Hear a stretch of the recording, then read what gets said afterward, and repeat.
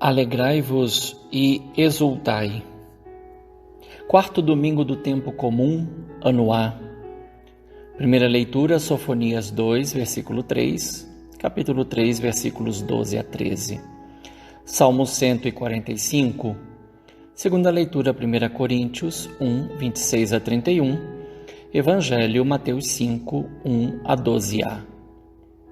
Neste domingo, as leituras apontam para o valor da humildade sobre o engodo da soberba. O profeta Sofonias percebeu que a sua época estava marcada por diversas formas de injustiças sociais e religiosas. A situação, aos seus olhos, chegou ao nível do insuportável. Por isso, retomou de forma veemente o anúncio do dia do Senhor, o Yom Adonai, um dia de ira e de ajuste de contas contra todos os praticantes do mal. Contudo, sabedor de que Deus não é injusto, Sofonias procurou alertar os mais humildes e justos a se manterem fiéis diante da chegada desse dia. Estava certo de que Deus os preservaria das consequências das injustiças, pois os ímpios teriam a justa paga por suas maldades. A mesma percepção encontra-se nos lábios do salmista, que atesta a fidelidade de Deus revelada em favor dos mais necessitados e humildes. Assim, declara que Deus reina, isto é, possui o pleno domínio sobre a realidade e faz justiça a todos os que nele esperam. Na contramão do mundo e do interesse humano, o apóstolo Paulo explicita a lógica de Deus e da sua vontade. Enquanto o ser humano busca o poder que escraviza, a sabedoria que engana e a glória das vantagens, Deus, pelo mistério da encarnação do seu unigênito Filho, mostrou a inutilidade de tudo isso. Conta para Deus o que não conta para o ser humano. Desta forma, Paulo buscou reorientar os fiéis de Corinto a não se deixarem levar pelas manias de grandeza. O seu interesse foi o de devolver a unidade e o desejo pelo bem comum através da diaconia, carisma que identifica o fiel a Jesus Cristo.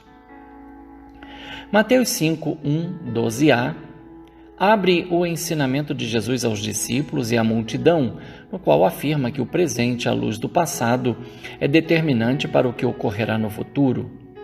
Ser pobre de espírito, estar aflito, ser manso, ter fome e sede de justiça, ser misericordioso, ser puro de coração, ser promotor da paz, ser perseguido por causa da justiça, ser injuriado e alvo de mentiras por causa de Jesus, por um lado, não são aprovações de situações adversas e do sofrimento do fiel, mas, por outro lado, são um programa de vida pautado em Jesus, o bem-aventurado por excelência e conteúdo de todo o ensinamento. As bem-aventuranças nos coloca diante da santidade favorecida pelas dificuldades da vida. Nesse sentido, a felicidade não é sinônimo de ausência de problemas. Ao contrário, é um caminho a ser percorrido pelos discípulos em meio às mais diversas situações de provação. Assim testemunha que a felicidade é a presença eficaz de Deus e do seu amor diante de todas essas situações adversas. Jesus não proclamou beatos os que deixam ou fogem desta vida, mas sim os que, nesta vida, experimentam e vivem as bem-aventuranças como caminho de santificação pessoal e comunitária, razão pela qual 9 delas são enunciadas no plural e, no final, conta com uma dupla ordem, também no plural. Alegrai-vos e exultai, porque será grande a vossa recompensa nos céus. Só aqui se fala do futuro, mas que virá para os que, no presente, se abrem e buscam viver as bem-aventuranças. É oportuno lembrar e evocar nesse momento que exortou o Papa Francisco na Gaudete et Exultate, números 65 a 94, sobre as bem-aventuranças, mostrando que a vivência delas é um caminho de configuração a Jesus Cristo, assumido com decisão o discipulado na contramão do que a sociedade propõe como estilo de vida.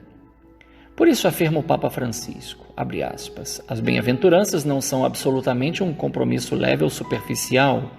Pelo contrário, Só as podemos viver se o Espírito Santo nos permear com toda a sua força e nos libertar da fraqueza do egoísmo, da preguiça e do orgulho. Fecha aspas.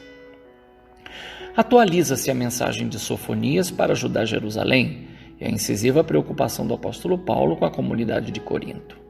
Jesus Cristo é, segundo Paulo, o novo Adão, segundo Mateus, o novo Moisés, para uma nova humanidade chamada a caminhar à luz de uma nova legislação ou, na verdade, à luz da compreensão do decálogo, que orienta a vida de comunhão com Deus e com o próximo, amar a Deus sobre todas as coisas e ao próximo como a si mesmo. Se olharmos com atenção, verificaremos que são 9 bem-aventuranças, mais uma com duplo imperativo, o que perfaz o total de 10, colocando-as como o novo decálogo da nova aliança estabelecida em Jesus Cristo. A comparação pode prosseguir sob vários aspectos. Dentre esses, destaca-se o monte sobre o qual Jesus sobe, senta-se e começa a ensinar os seus discípulos. Para Mateus, essa ação de Jesus faz lembrar o Monte Sinai, sobre o qual Moisés recebeu as 2 placas de pedra, contendo as 10 palavras, comumente chamadas de 10 mandamentos ou decálogo. O ponto de partida de Jesus é a pobreza de espírito, contraposta ao desejo ilícito com o qual termina o decálogo, cobiçar as coisas alheias e o cônjuge do próximo. Enquanto o decálogo era destinado para o povo eleito, que celebrava a aliança no Sinai, as bem-aventuranças, na dinâmica do Evangelho segundo Mateus, são para toda a humanidade, destinada a ser evangelizada, graças à missão universal que Jesus deu aos seus discípulos, após ressuscitar dentre os mortos, num monte determinado, que para o evangelista é o mesmo monte das bem-aventuranças.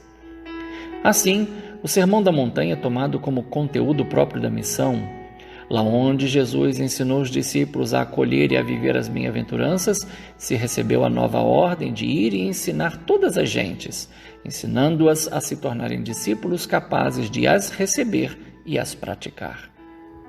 Nessa lógica, a santidade não é fruto de um conjunto de normas e leis que separam e segregam uns dos outros como era pensada, mas é um caminho de comunhão e de partilha da missão do próprio Jesus, que, sendo Deus encarnado, não veio para viver a sua santidade como separação dos seres humanos, em particular dos pecadores, como faziam os fariseus, os escribas, os mestres e os doutores da lei e os saduceus, mas como separação de tudo o que desune e segrega o ser humano ao isolamento.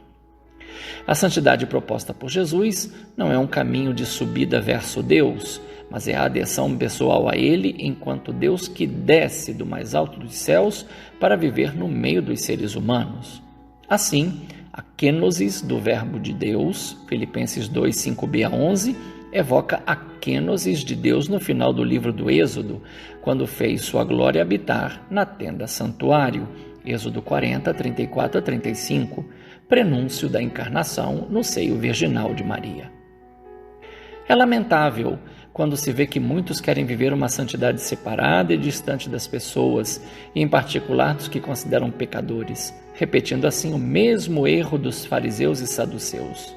Em contrapartida, vive-se a santidade própria de Jesus quando se assume a compaixão, a misericórdia e o perdão como testemunho concreto das bem-aventuranças.